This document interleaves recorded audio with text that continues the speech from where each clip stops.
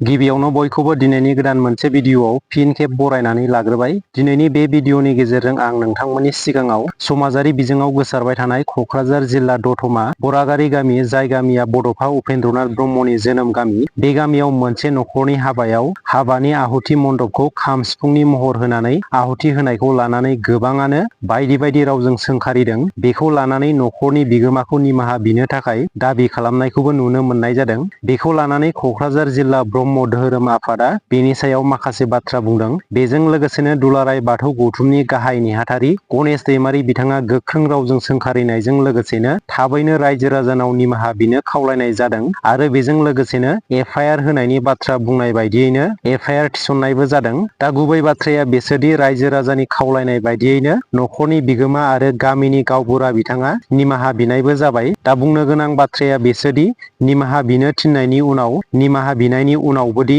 दुलाराय बाथौ गौथुमनि गाहाय नेहाथारि गणेश दैमारि बिथाङा एफआइआर थिसननायखौ नुनो मोनदों। दा बेखौ लानानैनो आंनि फंनैसो बुंनो गोनां बाथ्राफोरखौ नोंथांमोननि सिगाङाव बुंगोन। बेनिखायनो नोंथांमोना भिडिअखौ स्किप खालामाजासे जोबजासिम नायलां। भिडिअखौ जागायजेननायनि सिगां नोंथांमोननिसिम गुरै खावलायनाय, नोंथांमोना आंनि चेनेलाव गोदानब्ला सिगाङावनो साबस्क्राइब खालामनानै लाग्रोदो, जाहाथे आंनि गोदान आपडेटखौ मोननो हायो। थौदो बिदिब्ला दिनैनि भिडिअखौ जागायदिनि।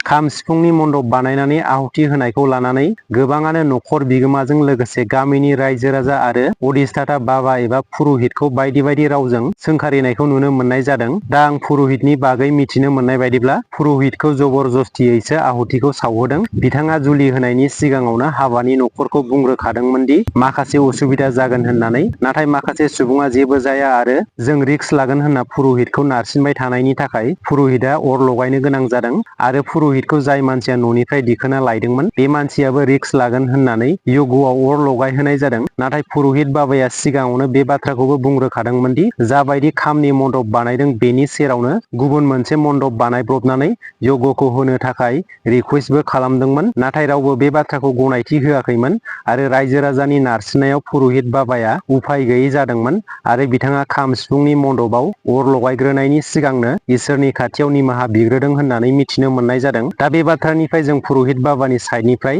जेबो दाय गैयैखौ नुहुरो। नोंथांमोना बेनि सायावहाय मा सानो कमेन्ट सेक्सननि गेजेरजों फोरमायहरनो हागोन। बेखौ लानानै कक्राझार जिल्ला ब्रह्म धोरोम आफादा मा बाथ्रा बुंदों बेनि ससे भिडिअ क्लिपखौ नोंथांमोना खोनासंग्रो। बे गामियाव हाबा जानायाव जोङो मण्डपथिलिखौ जोंनि बर'नि दामजु जेनाखि खाम सिफुं बेखौ बसायनानै मण्डपथिलि बानायनाय बा बेनि सायाव जयग' होनायखौ जों नुबोदों। बे जयग' होनायनि सायाव जोंहा ब्रह्म धोरोम आफाद हिसाबै ओरैबायदि दुखुनांथाव जे माने जोंनिसिम खौरां फैबाय। दा जोङो बेखौ बिराद गोसोजों जोंनि क'क्राझार जिल्ला दुलाराय ब्रह्म धोरोम आफादा गोख्रोङै बै बरागारि गामिनि रायजो राजा आरो न'खरखौ जोङो डाइरेक्टलि सोंखारिदों आरो थारमाने मानो बेबादि खालामखो आरो बाहाय जोंहा जोंनि धोरोमखौ आघात होनाय बायदि जोंनियाव जे माने कुइसन्सफोर फैदों। जोंनि बर' समाजफोरनि जे माने माबा दङ, जोंहा आफादफोर दङ, बिसोरो जोंनिसिम खौरां हरदों ओरै मारै जाखो बियो मारै जाखो बियो मारै जाखो बियो बेफोरबायदि। दा बेहायनो जोङो दुखुजों बिराद माने गोसोआव बोरैबा मोनदों जोङो जेनाखि ब्रह्म धोरोमखौ सिबियो। ब्रह्म धोरोमनि खान्थियाव बेबादि बेले बेजे लाबोनाय होननायानो गैया। जोङो बाहाय समाजखौ सिबिनो फोरोंदोंसो जोंनिया। जों ब्रह्म धोरोमा समाजखौ सिबिनो बा नियम खान्थिजों गोरोबनानै मावलांनो थाखायसो जों फोरोंनाय जादों।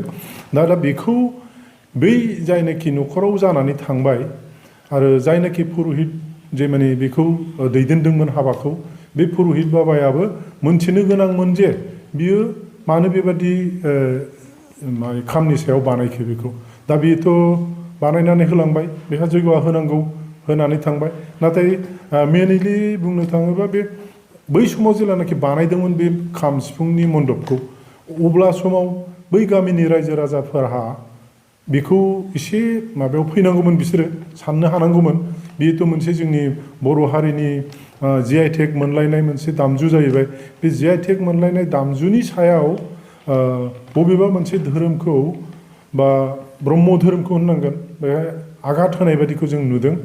दा जोङो खावलायगोन बै गामिखौ आरो गावबुरा बा न'खरखौ बे न'खर आरो गावबुरामोनहा ब्रह्म धोरोम आफादनाव आरो दुलाराय ब्रह्म धोरोम आफाद आरो बर' समाजनि जेसेबां आफादफोर दङ बिसिनिसिम बिसोरो निमाहा बिनांगोन आं बेखौ खावलायदों आरो निमाहा बियाब्ला जोङो धोरोम आफाद हिसाबै सेन्ट्रेल आफाद जिल्ला आफाद आन्सलिक आफाद बेफोरखौ लानानै जोङो आयेननि साहारा लानांगोन जों बेखौसो खावलायदों आरो दा बेनिखायनो जोङो बे माबाखौ बे हाबाफारिखौ सोर लादोंमोन जों बेखौ नागिरनो थांलिया खिन्थु बिसोरो जुदि जोंनिसिम क्षमा प्रार्थना बिहरोब्ला निस्सय ब्रह्म धोरोमहा मोनसे क्षमा प्रार्थना होनायनि सक्ति दङ गोहो दङ बे गोहोखौ जोङो बिसिनिसिम दैथायहरगोन बा जों बिसोरखौ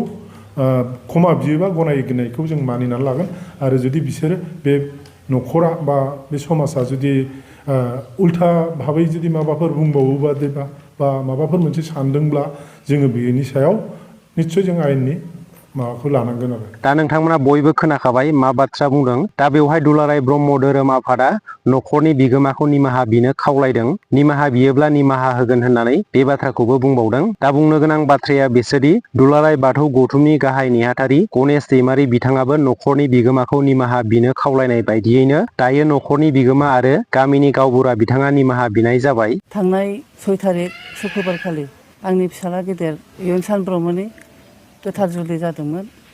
बे गोथार जुलियाव बर' हारिमुनि दामजु खाम सिफुंनि सायाव जयग' मन्दपखौ बानायनानै सावनाय जादोंमोन। बिनि सायाव गोबां गोरोन्थि मोननाय बा मोनथिनो मोनदों।